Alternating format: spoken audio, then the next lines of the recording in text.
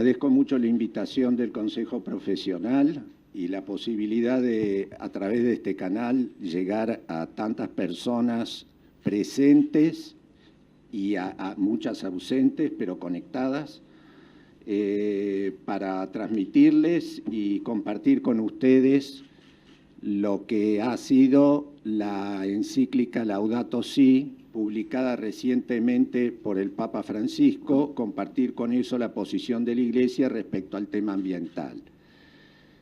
Con relación a la definición reciente de Ricardo sobre las tres patas en las cuales se sustenta la sustentabilidad, diría que esta encíclica, partiendo de la preocupación ambiental, se orienta más bien hacia los aspectos sociales.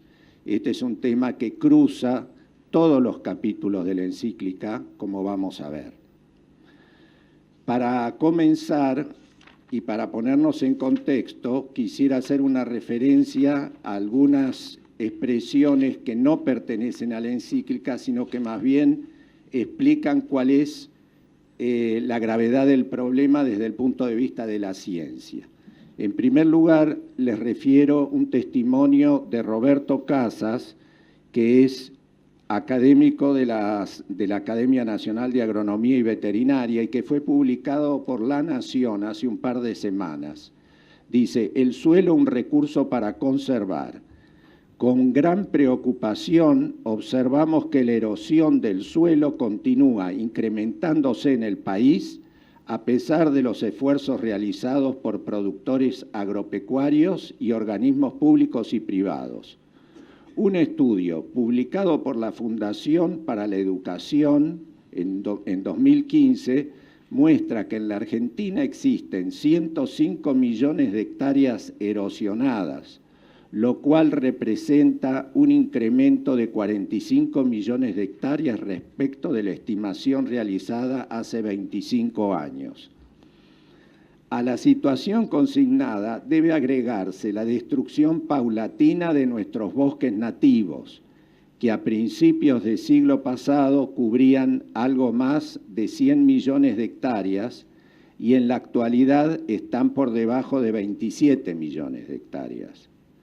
Para completar este panorama de maltrato histórico a los recursos naturales, debe mencionarse la destrucción de humedales y pastizales, producto del avance de la agricultura sobre estos ambientes, situación que ha empujado a la ganadería a ambientes de mayor fragilidad, con incrementos de los procesos de erosión del suelo y desertificación. Fin de la cita. Para completar esta parte introductoria, quería mostrarles un trabajo que hizo la Universidad de Columbia respecto de la fragilidad en los distintos aspectos que afectan al ambiente. Me voy a referir en particular, por ejemplo, a ver cuáles son los aparatitos. A estos los sectores están... digamos, los distintos factores que afectan al ambiente son 9 y me voy a referir a los más importantes, que son los marcados en rojo, porque han traspasado los límites del equilibrio ambiental. En primer caso, la gran concentración de anhídrido carbónico que produce acidificación del agua en mares y océanos, que agregada a la contaminación de nitrógeno en el agua de los ríos produce un exceso de crecimiento de algas que consume el oxígeno disuelto en el agua. Ambos efectos se traducen en la eliminación de las especies marinas en los ríos y mares afectados. En segundo lugar, la destrucción de reservas forestales naturales y la contaminación de suelos y aguas ha provocado la pérdida de biodiversidad y se calcula que entre 1970 y 2000 desaparecieron por ese motivo no menos del 40% de las especies vertebradas. En cuanto al tema del calentamiento, que es el tema que merece más repercusión pública, se trata en este caso de los gases de efecto invernadero que son responsables del calentamiento global. En su mayor parte son originados por el anhídrido carbónico, producto de la combustión de combustibles fósiles para la generación de energía y el transporte, pero también por el gas metano vinculado a la producción ganadera intensiva y en menor medida por compuestos nitrogenados. Estos gases provocan un manto en la atmósfera que frena la disipación del calor de la Tierra recibido por el Sol, con lo cual aumenta su temperatura. Desde el comienzo de la Revolución Industrial, en 1750, el aumento medio de la temperatura global es de casi 1 grado centígrado respecto de los niveles preindustriales, de los cuales el 70% se verifica desde 1960 en adelante. Esto lo vemos en este gráfico. La 21ª Conferencia Internacional del Cambio Climático, realizada en diciembre de 2015, concluye en el llamado Acuerdo de París, suscripto por 195 países, entre ellos los más contaminantes como Estados Unidos y China, por ejemplo, los que comprometen acciones para la reducción en la emisión de gases contaminantes y así limitan el aumento de temperatura global a 2 grados, de los cuales ya consumimos 1 grado en el presente siglo respecto de los niveles preindustriales. Más allá de este valor, se producirían efectos devastadores en las condiciones de habitabilidad y en los patrones productivos agroganaderos actuales. Bastaría mencionar que por el calentamiento actual en Alaska se verifica una pérdida de superficie del manto helado equivalente a una cancha de fútbol por día. También en la Argentina disminuyen consistentemente la superficie de los glaciares. Como resultado de este efecto, también la NASA ha medido un aumento del nivel de los mares de casi 8 centímetros entre 1992 y actualmente. Pero para completar este panorama, veamos cuáles son las consecuencias mirando al 2050 respecto al aumento de la población, y del Producto Bruto, con estimaciones conservadoras del Banco Mundial. La población mundial en 2050 se va a elevar a 9,6 billones de personas. Es un incremento del 33% respecto de los 7,2 billones actuales. Pero el Producto Bruto, también extrapolando tendencias históricas y con supuestos conservadores, se va a triplicar, va a pasar de 90 trillones de dólares medidos en dólares constantes, a 270 trillones de dólares. Los trillones son miles de billones. Esto es un desafío fenomenal, porque por un lado nos permitiría aumentar el nivel de vida de la población pobre, que hoy día es el 80% del total de la población, pero por otro lado plantea desafíos muy serios respecto de los patrones de producción y consumos actuales. Paso ahora al contenido de la encíclica. La publicación de la encíclica Laudato Si del Papa Francisco reconoce un contexto de factores externos e internos. El factor externo se refiere a la alarma mundial provocada por las evidencias de que el calentamiento global responde a acciones humanas de posible corrección.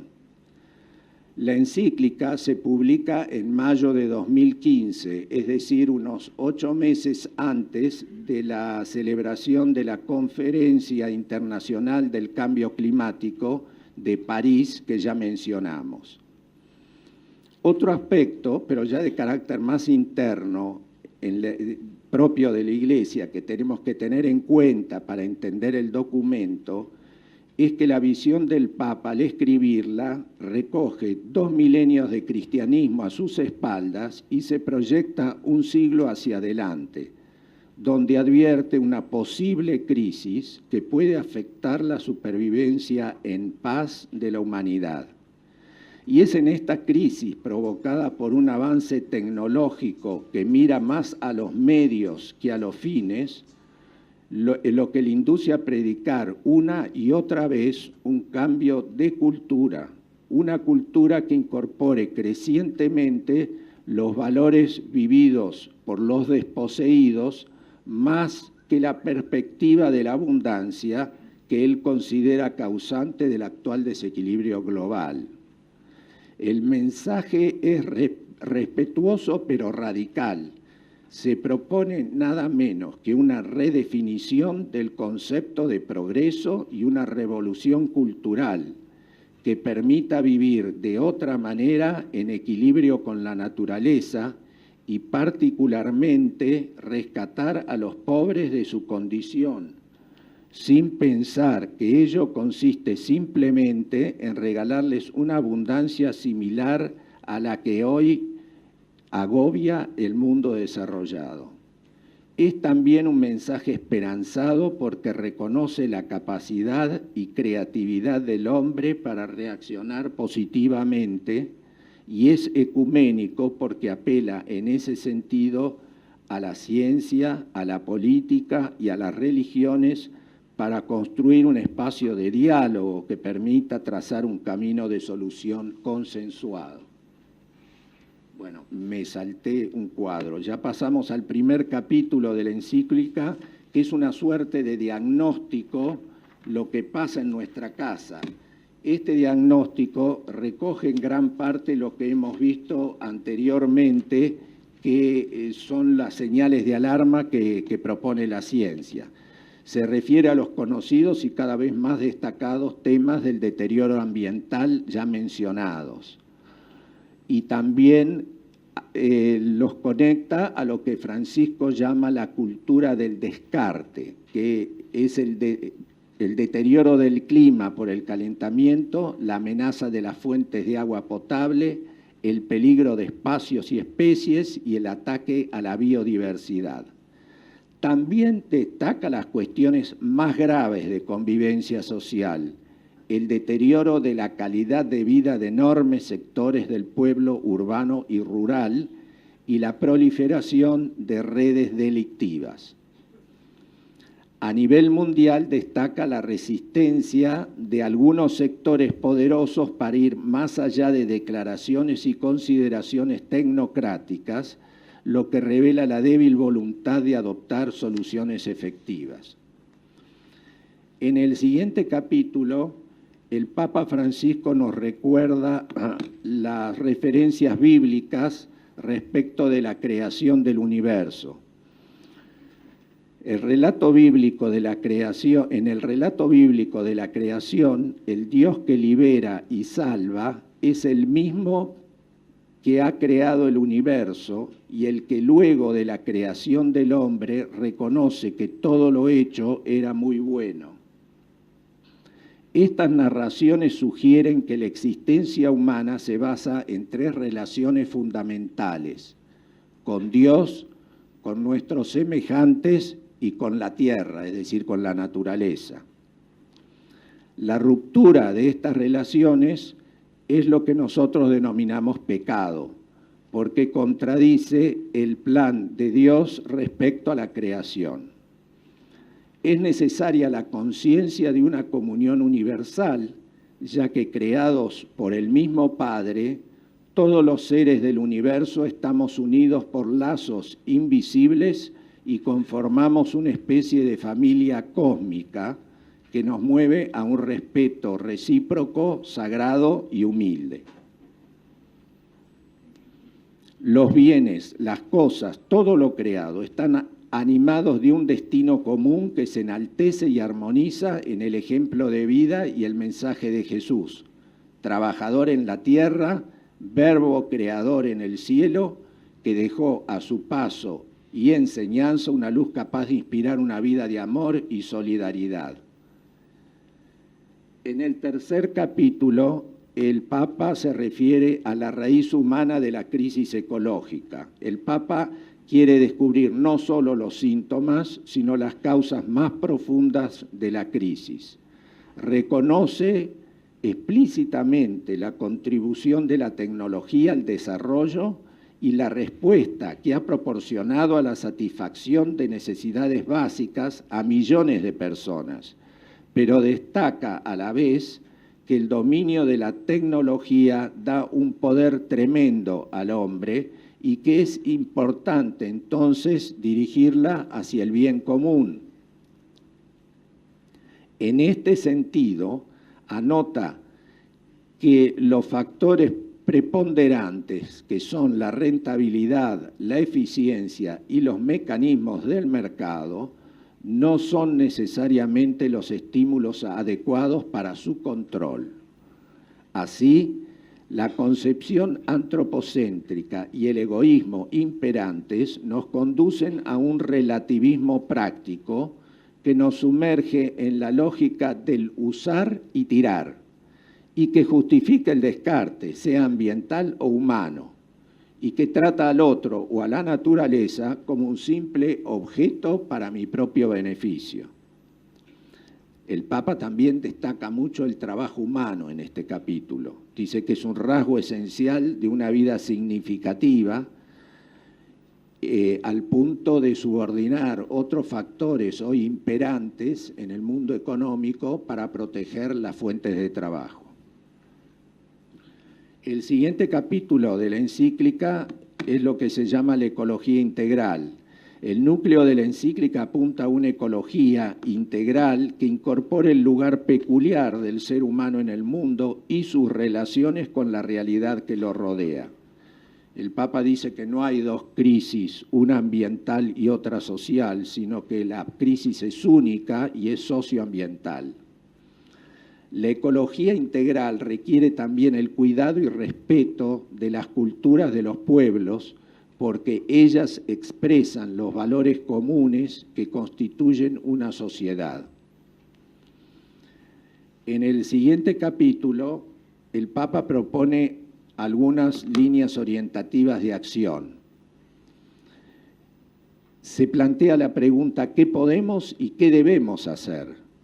Las cuestiones ambientales son muy complejas por la cantidad de variables e intereses en juego. En esto, nadie debe estar excluido, ya que ninguna ciencia puede dar cuenta completa de la realidad. El Papa favorece entonces la participación de la ciencia, de los políticos, de la sociedad civil y de las religiones para lograr un plan comunitario de progreso y de paz. En el plano internacional se requiere un diálogo abierto, sincero y plural para tener en consideración todos los aspectos científicos, económicos, sociales y políticos. Francisco formula además un juicio severo sobre las dinámicas prevalentes en las cumbres internacionales, porque por falta de decisión política no responden con soluciones eficaces, prácticas y significativas a la urgencia del problema. Por otra parte, reconoce que es difícil lograr el apoyo de la dirigencia política para implementar normas que implican disciplinas en el corto plazo, que es el de su propio mandato, a fin de lograr mejoras en el futuro que muchos de los protagonistas no podrán capitalizar como propias. Reconociendo dicha dificultad, el Papa exhorta a los funcionarios de la política a no dejarse arrastrar por la lógica de la eficiencia inmediata y alienta el protagonismo de la sociedad civil.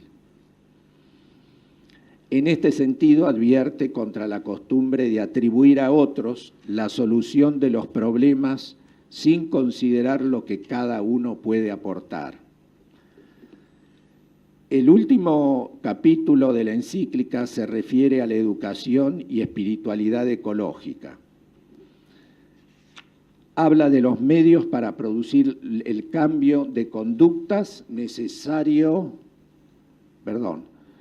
el cambio de conductas necesario. Debemos apostar a otro estilo de vida para enfrentar el modelo consumista que provoca deterioro ambiental y vacío existencial. No es una tarea ni fácil ni inmediata, y para ello se requiere motivación y un camino educativo donde converjan los medios de comunicación, las familias, la escuela y las iglesias. Tenemos que aprender a vivir sin lo superfluo, cambiar gestos y hábitos cotidianos de manera que los mismos mecanismos del mercado den señales a la producción de bienes acordes a otro estilo de vida. Para el creyente, el mundo no se contempla desde afuera, sino desde dentro, reconociendo los lazos con que el Padre nos ha unido a todas las criaturas. San Francisco, autor del himno que da el nombre a la encíclica, es un ejemplo del cuidado por lo que es débil y de una ecología integral vivida con alegría. La pobreza y la austeridad de San Francisco no eran un ascetismo meramente exterior, sino algo más radical. Era una renuncia gozosa a convertir la realidad en mero objeto de uso y dominio. Hasta aquí el tema de la encíclica. Quiero terminar leyéndoles con dos testimonios. El primer testimonio, el autor es Rubén Echeverría, actual director general del Centro Internacional de Agricultura Tropical con sede en Cali. El testimonio fue recogido por La Nación en un reportaje que le hicieron en 2015 en ocasión del Foro Internacional de Cambio Climático desarrollado en Buenos Aires. Dice así: estamos en 2015 y tenemos mucho tiempo para seguir trabajando. Hay mucha investigación detrás y disponemos de una herramienta fundamental, que es la agricultura climáticamente inteligente, cuyos tres pilares son mantener los rendimientos, mejorar la adaptación de las plantas a nuevos niveles de temperatura y humedad y, si es posible, mitigar los gases. Estamos en una situación de gran desafío, pero yo soy súper optimista. No soy para nada trágico, no pienso que es el fin del mundo para nada porque tenemos tecnología, herramientas y buenas políticas. Sí, hay que pensar en cómo frenamos las emisiones, en la industria, con los combustibles y la energía. Si usáramos más el viento, el sol y el agua en lugar de los combustibles fósiles, iríamos bien. Y en el campo aplicar lo que se denomina la agricultura inteligente.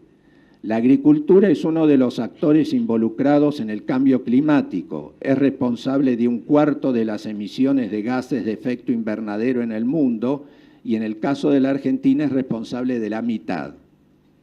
Fin de la cita. El segundo testimonio es una de las frases finales que pone el Papa Francisco en la encíclica y dice lo siguiente: caminemos cantando, que nuestras luchas y nuestra preocupación por este planeta no nos quiten el gozo de la esperanza.